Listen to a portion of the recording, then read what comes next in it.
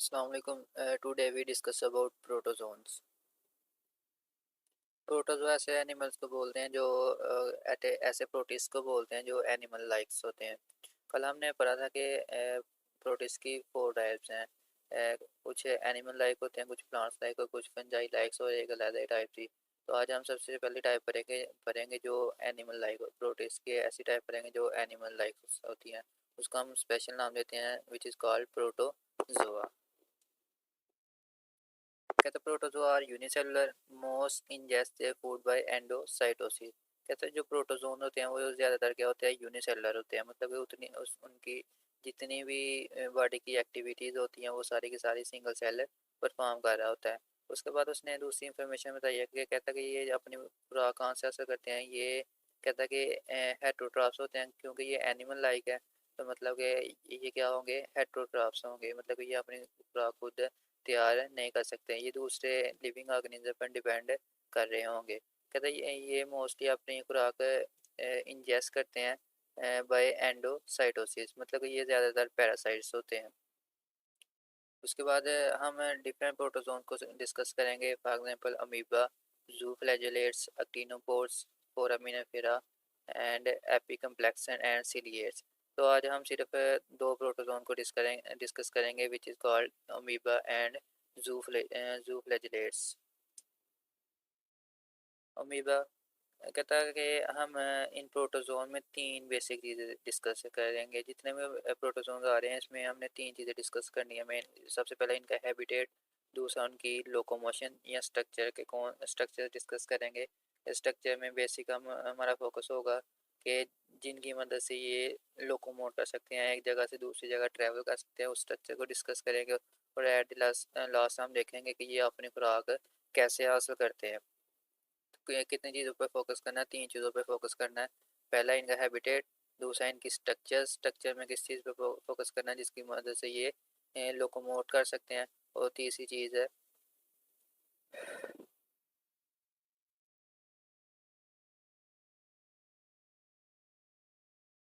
कि ये अपनी खुराक कैसे हासिल करते हैं।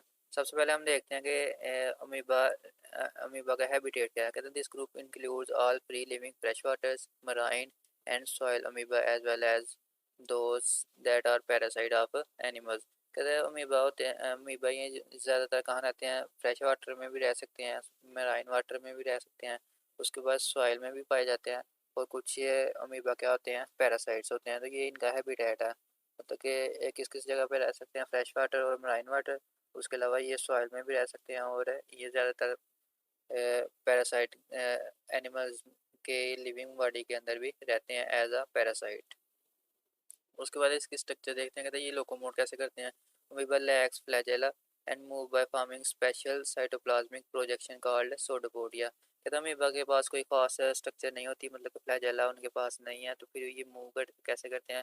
कहते हैं ये अपनी बॉडी के अंदर ही प्रोजेक्शन बनाते हैं जिसको हम नाम देते हैं सोडोपोडिया। ये आपको डायग्राम में दिखाया गया है कि डिफरेंट पॉइंट्स पे इसने अपने साइटोप्लाज्म की मदद से कुछ प्रोजेक्शन बनाई हुई हैं। इन प्रोजेक्शन का हम नाम देते हैं सोडो पोडिया। सिंगल होगा तो सोडोपोड और अगर प्लूरल होगा तो सोडोपोडिया। इसको हम फॉल्स फीड का भी नाम देते हैं कि जिसकी मदद से ये अमीबा एक जगह से दूसरी जगह लोकोमोट कर सकते हैं।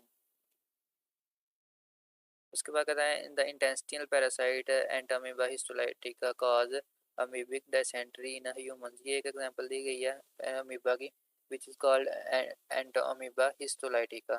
तो इसको आपने जब लिखना है तो इसको अंडरलाइन करना है।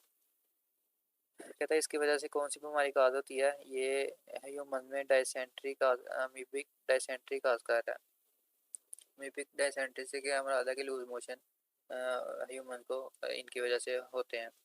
तो ये था एंटामीबा हिस्टोलाइटिका। एंटामीबा हिस्टोलाइटिका क्या होता है, पैरासाइट्स होते हैं। पैरासाइट से क्या हमारा आधा कि ऐसे माइक्रो ऑर्गेनिज्म जो दूसरे लिविंग ऑर्गेनिज्म से क्या हैबिटेट हासिल करते हैं, वहाँ से खुराक भी हासिल करते हैं और बदले में उन्हें नुकसान पहुँचाते हैं। मतलब कि डिफरेंट डिजीजेस कॉज करते हैं। तो ये था अमीबा। अमीबा का सबसे पहले आपने बताना कि हैबिटेट क्या है, उसके बाद इनकी लोकोमोशन का तरीका बताना कि ये लोकोमोट कैसे करते हैं, और उसके बाद एक एग्जांपल है इंटामीबा हिस्टोलाइटिका। उसके बाद दूसरी एग्जांपल है अमीबा की, जॉइंट अमीबा। कहते जॉइंट किससे बोलते हैं, जॉइंट का मतलब होता है बड़ा। तो ये मोस्टली बड़े अमीबा होते हैं, मतलब कि आम जो अमीबा होते हैं उनसे इनका साइज बड़ा होता है, इसलिए इनको नाम देते हैं जॉइंट अमीबा। कहते हैं giant amoeba inhabit mud at the bottom of fresh water ponds where they contribute to degradation of organic molecules. तो इसमें भी सबसे पहले क्या बताया, इस इनका हैबिटेट बताया गया कि ये जॉइंट अमीबा कहाँ रहते हैं। कहते हैं ये ज़्यादातर bottom of the fresh water pounds. कहते हैं ये जो पॉन्ड्स होते फ्रेश वाटर के पॉन्ड्स होते हैं उनका जो नीचे वाली तह होती है वहाँ पे रहते हैं। फ्रेश वाटर से क्या मुराद है कि ऐसा वाटर जिसको हम एनिमल्स पीने के लिए यूज़ कर सकते हैं। दूसरा था मराइन वाटर। मराइन वाटर को एनिमल्स, ये जो ह्यूमन बींग्स है ये अपने ड्रिंकिंग पर्पज़ के लिए इस्तेमाल नहीं कर सकते। उसके बाद कहता है जॉइंट अमीबा फॉर एग्जांपल फिलोमैक्सा प्लेस्ट्रस, ये स्पेसिफिक कर दिया है जॉइंट अमीबा को कि एक एनिमल नाम है जिसका फिलोमैक्सिया प्लेस्ट्रिस। इसको जब आपने लिखना है तो अंडरलाइन करना है। कहता may be the most primitive of all the eukaryote life form. तो सबसे पहले अमीबा में से इसको डिस्कवर किया गया। This species has multiple membrane bounded nuclei, के इसमें बहुत सारे न्यूक्लियस प्रेजेंट होते हैं, लेकिन न्यूक्लियस के अलावा कहता कोई भी ऑर्गेनेल जो दूसरे यूकैरियोट्स में पाई जाती है इनमें प्रेजेंट नहीं होती। तो ये दूसरी कैरेक्टरिस्टिक्स हो गया। पहली क्या है, इसका हैबिटेट बताना है। दूसरा इसके इसमें स्ट्रक्चर बतानी है कि इसमें बहुत सारे न्यूक्लियस प्रेजेंट होते हैं, लेकिन न्यूक्लियस के अलावा कोई भी ऑर्गेनेलिस जो मेम्ब्रेन बाउंडेड है वो इन जॉइंट अमीबा में प्रेजेंट नहीं होती। उसके बाद कहता है giant amoeba obtain energy from methanogenic bacteria which resides inside them. कहता है जॉइंट अमीबा होते हैं वो खुराक कहाँ से हासिल करते हैं, ये जॉइंट अमीबा पे खुराक मिथोजेनिक बैक्टीरिया होते हैं उनसे हासिल करते हैं। तो ये थी जॉइंट अमीबा। सबसे पहले आपने इसका क्या बताना है, इसकी हैबिटेट बताना है। उसके बाद इसकी स्ट्रक्चर बतानी है और एडिला साहब ने बताना है कि ये हेट्रोट्रॉफ है या ऑटोट्रॉफ है। हेट्रोट्रॉफ है तो ये अपनी खुराक कैसे हासिल करते हैं। उसके बाद दूसरी टाइप है प्रोटोजोन की, दैट इज कॉल्ड जू फ्लैजुलेट। जू का मीन होता है एनिमल, और फ्लैजेलेट्स मीन फ्लैजेला। ऐसे प्रोटिस्ट जिनके ऊपर फ्लैजेला प्रेजेंट होगा उन्हें हम किसका नाम देंगे, जू फ्लैजुलेट्स। ये आप नाम से ही श्योर है। जू फ्लैजुलेट्स क्यों कहते हैं इनको, क्योंकि इनकी बॉडी के ऊपर क्या प्रेजेंट है, फ्लैजेलेट्स। अगर फ्लैजेलेट्स प्रेजेंट है तो मतलब कि इनकी लोकोमोशन का लोकोमोशन भी किसकी मदद से करेंगे, विद द हेल्प ऑफ फ्लैजेलेट्स। सबसे पहले आपने इनका हैबिटेट बताना है। जू फ्लैजुलेट का कहता है they may be free living symbiote और पैरासाइट। कहता है ये फ्री लिविंग मतलब कि अकेले भी रह सकते हैं। उसके बाद ये सिम्बियोट रिलेशन भी बना सकते हैं। सिम्बियोट से मतलब कि दो डिफरेंट लिविंग ऑर्गेनिज्म एक दूसरे के साथ इंटरेक्ट करके रखते हैं। मतलब कि इसमें डिफरेंट रिलेशन हो सकता है, एक दूसरे के साथ मिलकर भी काम कर सकते हैं। सिर्फ एक एनिमल फ़ायदा हासिल कर सकता है, दूसरे को ना नुकसान होगा ना फ़ायदा होगा। और यहाँ ये पैरासाइट के तौर पे भी रह सकते हैं, मतलब कि जू फ्लैजेलेट्स खुद फ़ायदा लेंगे और दूसरे लिविंग ऑर्गेनिज्म को नुकसान है पहुँचाएंगे। तो ये इनका हैबिटेट है।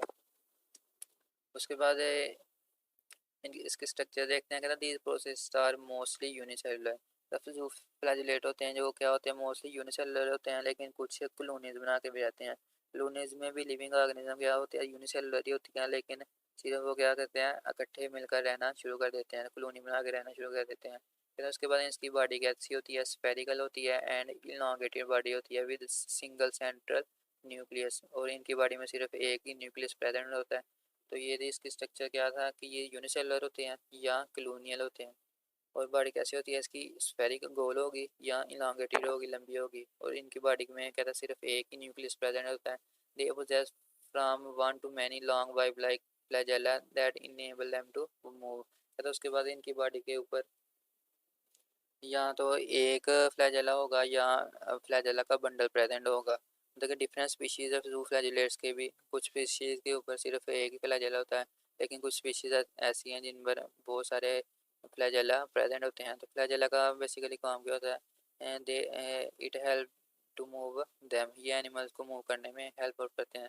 तो flagellates move rapidly pulling themself forward by lashing flexible flagella that are usually located at the anterior end। तो ये जो फ्लैजेला होते हैं ये बेसिकली जू फ्लैजिलेट्स की बॉडी के ऊपरली साइड पे होते हैं, एंटीरियर एंड, मतलब कि जो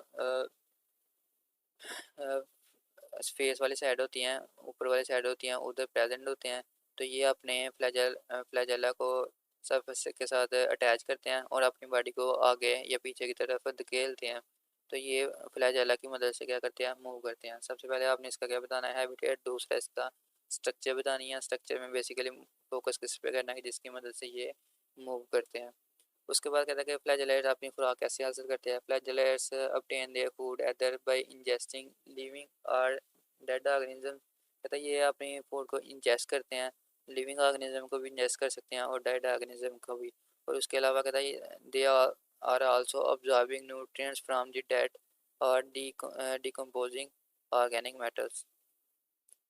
कहते हैं ये अपने न्यूट्रिएंट्स को जो डेड ऑर्गेनिज्म होते हैं उनको भी अब्जॉर्ब कर सकते हैं। ये इंजेस्ट भी कर सकते हैं खुराक को अब्जॉर्ब भी कर सकते हैं। उसके बाद जूफ्लैजिलेट्स की 3 एग्जांपल दी हुई है, ट्रिकोनिम्फस, ट्राइपेनोसोमा एंड कोएनोफ्लैजिलेट्स। तो जूफ्लैजिलेट्स में हमने क्या क्या देखा है, सबसे पहले हैबिटेट, उसके बाद उसकी स्ट्रक्चर में बेसिकली हमने फोकस किया फ्लैजेला पे। फ्लैजेला किस में मदद करता है, मूवमेंट में। उसके बाद इसमें देखा हमने कि ये हेटरोट्रॉफ है या ऑटोट्रॉफ है। हेटरोट्रॉफ है तो कैसे हेटरोट्रॉफ है, ये इंजेस्टिव भी हैं और खुराक को अब्जॉर्ब भी करते हैं। उसके बाद इनकी 3 एग्जांपल्स है which is called trichonympha, trypanosoma and choanoflagellates. अब तीनों का हम वन बाय वन करके देखते हैं कि ये क्या होते हैं। सबसे पहले है ट्रिकोनिम्फस। कहता है trichonympha are complex specialised flagellates which with many flagella which live as a symbiote in the gut of termites and help in the digestion of dry food। सबसे पहले क्या बताया हुआ है, स्ट्रक्चर बताई हुई है कि ये क्या होता है, कम्प्लेक्स होते हैं और इनकी बॉडी के ऊपर बहुत सारे फ्लैजेला प्रेजेंट होते हैं। जैसे कि आपको डायग्राम में ये ऊपर दिखाई दिखाई दे रहा है कि इनकी बॉडी में बहुत सारे क्या है, फ्लैजेला प्रेजेंट है। उसके बाद कहता है कि ये कैसे रहते हैं, इनका हैबिटेट क्या है, ये सिम्बियोट रिलेशन बना के रहते हैं कि इनके साथ टर्माइट के साथ। टर्माइट एक लिविंग ऑर्गेनिज्म कहते हैं, उनके साथ सिम्बियोटिक रिलेशन है इनके साथ। और ये किस में मदद करते हैं, help in the digestion of dry would. ये टर्माइट्स की बॉडी के अंदर क्या चीज़ प्रेजेंट है, ड्राई वुड प्रेजेंट है और इनको ये क्या करेंगे, डाइजेशन में हेल्प करेंगे। तो ये था ट्रिकोनिम्फस। ट्रिकोनिम्फस क्या है, एक जूफ्लैजुलेट एनिमल है, प्रोटिस्ट है। जूफ्लैजुलेट क्या है, एक प्रोटिस्ट है जो किस में हेल्प कर रहा है, in the digestion of dry would. उसके बाद जूफ्लैजुलेट की दूसरी टाइप देखते हैं, ट्राइपेनोसोमा।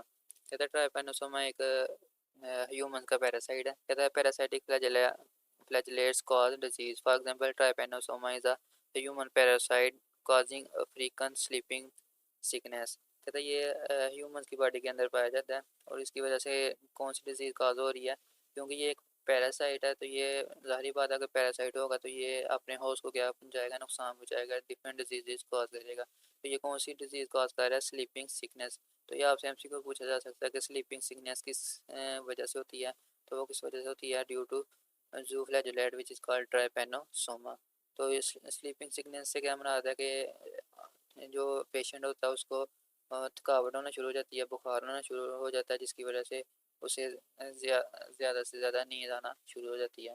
तो ये किसकी वजह से हो रहा है, ट्राइपेनोसोमा की वजह से।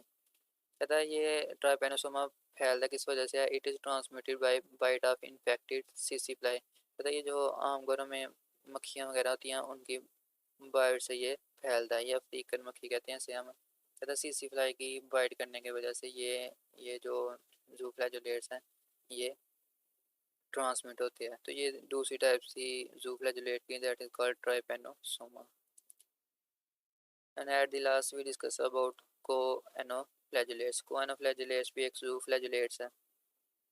कहता है कोएनोफ्लैजुलेट्स आर ससाइल मराइन और fresh water flagellates which are attached by a stalk and their single flagellum is surrounded by delicate collar।